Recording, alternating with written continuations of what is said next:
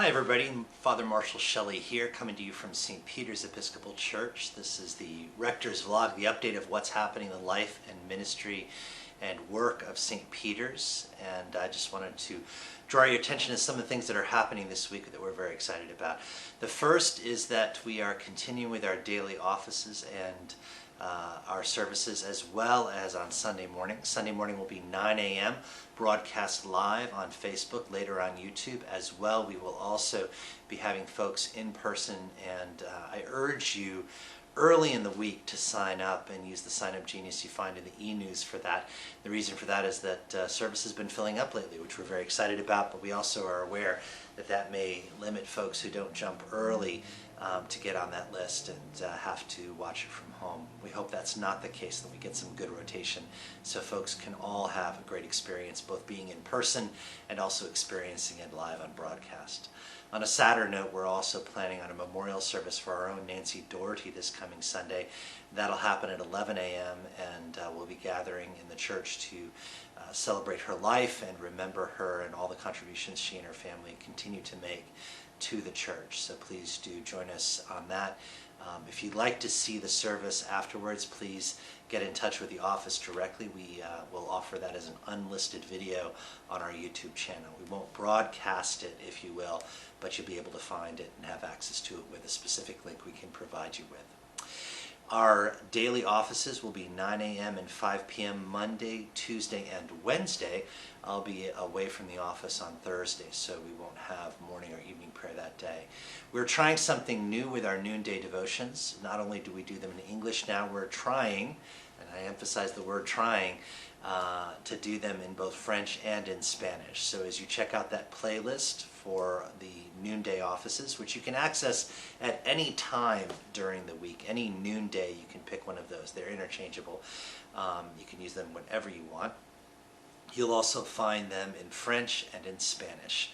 There are a number of readings and psalms that are available as options, as well as collects, the prayers at the end of the service. We'll try to rotate through those so there's a wide menu, a wide variety in offering in English, in French, and in Spanish. So we're happy to offer that. Our hope is that we'll continue to expand our offerings in multiple languages. It's going to take us some time. I have to learn how to say the prayers in those languages, and also to learn them with comprehension as well. So pray for us as your worship leaders work on learning new languages and learning how to communicate the gospel in every tongue that we are possibly able to compass. Please be aware that with regard to COVID updates, we are requiring masking on the campus in any building. If you are inside, we ask you to gather with masks on. The reason for that is the increasing infection rate of variants of the COVID-19 virus indicate that at least in Middlesex County in New Jersey, with an infection rate today, I believe, of 1.86 per 100,000 people, we have to be mindful and continue to be mindful and disciplined of wearing masks. So please do make sure that you have a mask with you and that you can wear it. Of course, we're going to continue to wear masks in worship on Sunday, but if you're coming to the thrift shop or if you're volunteering in the community supper and will be inside the building, please do have a mask on you and wear it when you are around other people. We are also looking forward to continuing to worship inside Sundays in August, and we're looking towards two services in September, one at 8 a.m. inside, broadcast live on social media, as well as recorded for YouTube later, and then weather permitting and God abiding, we'll have gatherings outside at 10 a.m. for worship. Outside on the lawn, as we have done for months now. We look forward to restoring two services on a Sunday, and as well we look forward in October to starting, or I should say restarting, our Sunday school ministries and formation for our youngest disciples. So keep your eyes peeled for that. There are a couple of outreach opportunities coming up. Community of Hope Ministries is starting its school supply drive. So if you have school supplies per the list that we're providing over the next couple of weeks, please do bring those to us in the church on Sunday or drop them off in the ShopRite box provided in the Spotswood ShopRite. As well, we are gathering up gently used shoes for Souls You can drop those off in the church on Sunday. We'll have a box and bin provided. As well, we're also collecting calendars for the veterans' homes in New Jersey. This is the time of year when we get promotional calendars from all kinds of businesses looking for our custom, and it's a great custom of ours to provide those calendars that we receive to our veterans so they can track the days and also keep an awareness of the holidays as they come up. So we're collecting those for the year 2022. We're going to collect them up through December.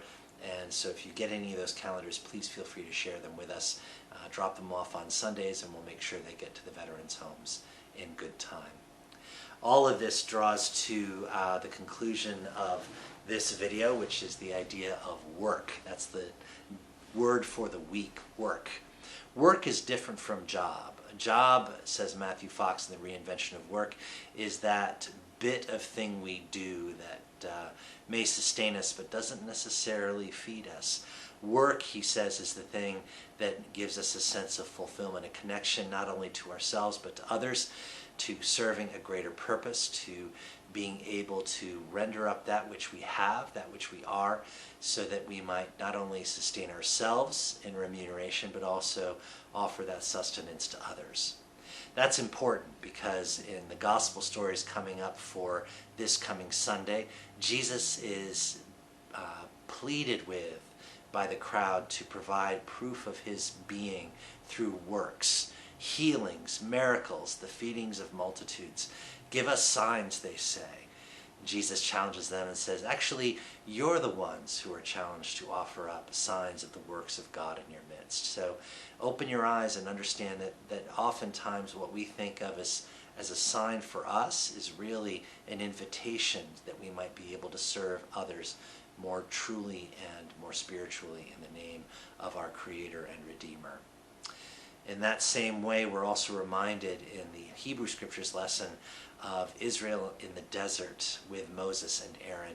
They've run past their provisions. I've blogged about this in this week's New Ministry, New Past, but I'll give a redux here.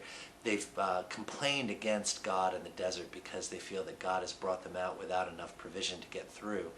But God says, no, I'm going to feed you. And God provides manna, bread from heaven, as well as quails. Now that sounds like a beautiful bounty of food, but actually it's food that requires an awful lot of intense labor to gather and to process and to prepare for the people's sustenance. The quail is a very small bird. You and I are used to 4 and 5 pound chickens that we get from the market that have been grown for a great deal of meat and to be able to provide the biggest bang for the buck in terms of protein. These tired little quail have flown miles that they're being gathered up by the people of Israel. It takes more than just a couple of to assuage hunger. As well, the manna itself is, as we are given testimony, that it is gathered up after the dew dries up from the ground in the morning, and it looks like hoarfrost upon the sand. So it requires processing, sifting, grinding, and preparation as bread. Often when we are given work by God, we realize that there is no small amount of sweat equity that goes into making sure that our contribution matches what is being asked of us and of the Creator. We're partners, we're interdependent in this labor, and it's important for us to remember that out of the abundance of grace given to us by our Creator, by the one who makes us and redeems us and sustains us, that we are called to pour out ourselves as a libation, to offer up ourselves as manna to others, to ensure that others are fed and are able to be sustained in those desert places in their lives. Oftentimes we have to give up a small portion of what we think we need in order to make sure that others have enough. That great work we are called to is the work of God, the thing we share in common ministry, in common life, in prayer and praise of our Creator, in service to the one who redeems us. So this month we have been blessed in the past July to, as we close out the month, to have been able to feed and provide for those in need through our works. And we are called upon in the works before us to honor and love each other in the name of a risen God. For now, my brothers and sisters, until we see each other on Sunday, take care and God bless. Bye-bye.